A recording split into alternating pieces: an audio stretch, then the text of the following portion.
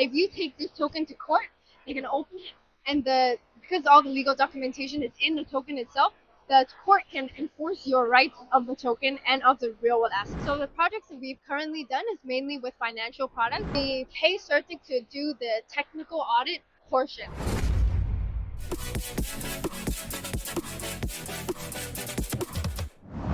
Hi Megan, how are you? I'm good. My name is Ravi and I'm from Cryptoassets, and I know like the Tokenis3 is doing really great into the market, but my community wants to know like how you guys are doing and how you are helping to the ecosystem in the tokenization world, and how you are implementing your auditing and everything to help the real world assets, to help with the carbon neutrality or something. Yeah, so like our slogan said, we actually are really dedicated to paving a responsible path for the future of real world asset tokenization. So how we add value is actually right now one of the biggest problems with tokenizing is that when someone holds a token, for example, if you hold a token, there's no real connection between you and the token, and then the token and the real world asset. So if you hold the token, you actually don't own anything, because if you open it up, there's nothing in there.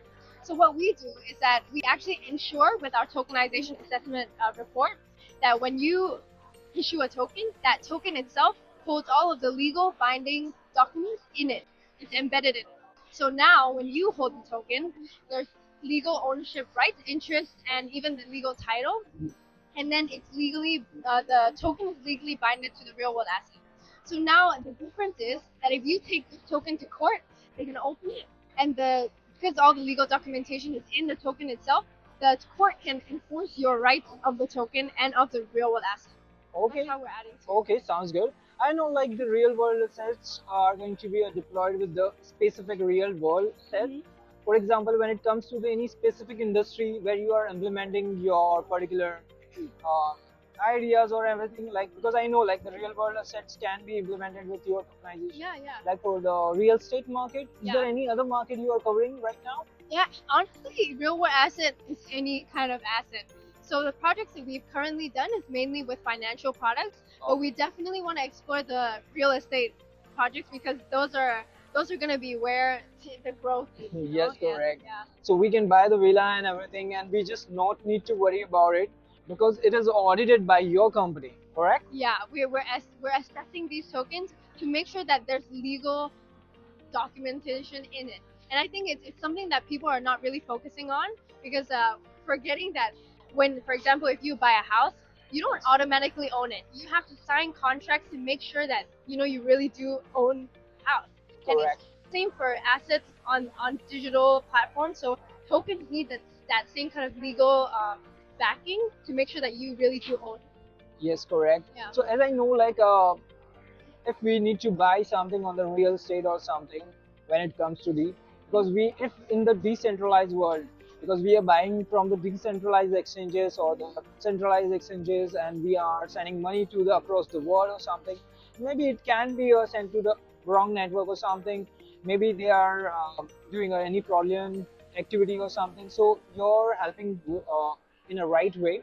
But when it comes to the auditing tools or something, so CertiK, how CertiK is helping you guys, like so can you please let us know? Yeah, sure. So CertiK is actually our service provider. We pay CertiK to do the technical audit portion, but CertiK doesn't do the legal and regulatory assessment, and we do that on top of what CertiK does for us.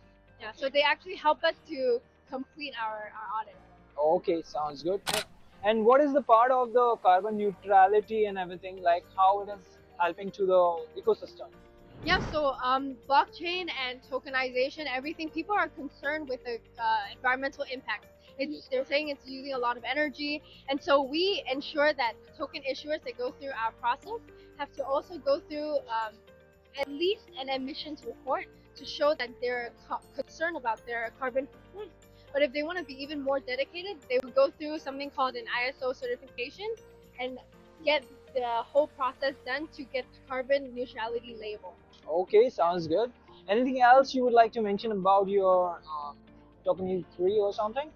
No, but I would just like everyone to keep an open mind, because the landscape is changing drastically, and we would love to be a part of that change. So if you want to check it out, we have tokenized.com. Yeah. Of course, my community will check about it, and everyone sees and watch the video or something, and everyone is stuck over there because I know, like, when it comes to the market or something, there are a lot of tokens are coming into the market, like the meme coins and everything. But Yeah. when it comes to the real world asset, it will require some sort of auditing or something.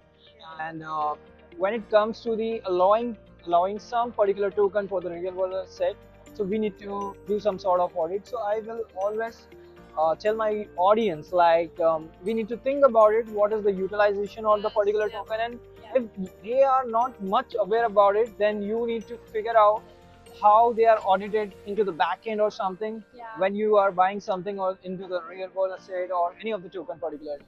So yeah, so thank you for explaining all this, You're welcome. and it was really nice to talk to you, Yeah. man. Have a good day. Thank you.